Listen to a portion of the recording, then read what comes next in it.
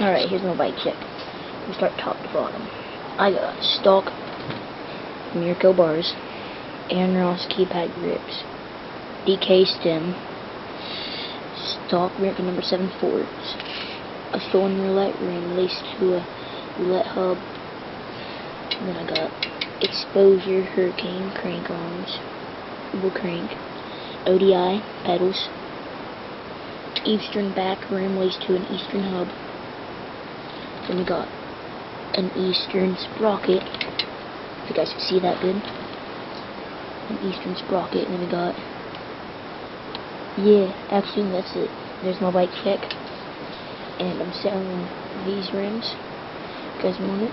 It's an eastern, no, not an eastern, Odyssey hazard light, 12 tooth triple wall. It's actually pretty light for being a triple wall. I got black label front rim